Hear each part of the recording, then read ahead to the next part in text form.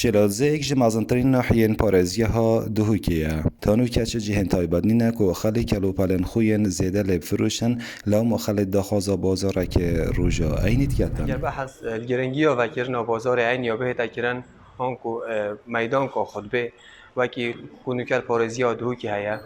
اگر ناحیه شیراز به تکران خلق سنور ناحیه شیراز و دارو برای همین مفادار بنش فکر ناوی بازاری بهنده کوکل و پلت خویت کردن وی بازاری دا بفروشن یا جهنده کل و پلت دیت باشتر جهن خو با که کنجای دیب دست کردن بناف مالیه.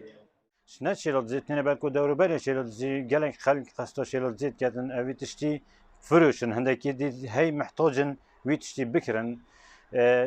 اف بازار ارزانترش بازار سی که دا بزن وکی جلکی بالا لیکن داخواز دوباره جش باجروانی شیراز زیت کنجی که صاحب بیت ودیتن بو خلکی اوی تشتی زیده آن اوی تشتی هی بخوبه دلکتن آن بکریتن بفروشیتن. پشتی ما بوچنن حالاتیان ورگتین ما داخوازوان گهانده سروک باجروانی شیرازه و به وی رنگی بو خانی نیوز دا دیار کرن. باجروانی شیرازه ام پشتوانی بوچنا وی بوچنیت کن.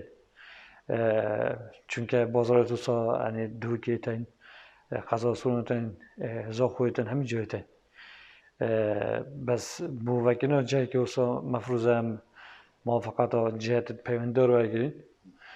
طبعا پشتی موافقت جهت پیوندار رو اگرین ما پلانانده هی یعنی کو اف جه بتابه کرن و وکینا جایی که اوسا جی بالنسبه شی لازم ده لاین آوری بدی باش بیتن چونکه ده کراسته ارزانته ده سوالاتی که بیتن و ده منافسه مایبانا اون کسا چه بیتن بیتن کراسته تشت هوتین و بازار ده دنا دیار کردن و فروتن چونکه ده خلق دور برای قصدا و بازار گتن هر وقت ام دبینین خوشی لازم و دیرلوجی یتن یعنی روزا خود به بازار خود به دوگه یعنی چون مشارکت داد کرد آنچنین بگونده که کراسات کردن چون که ارزاده دست کرد. سامی رکانی خانی نیوز شیرازه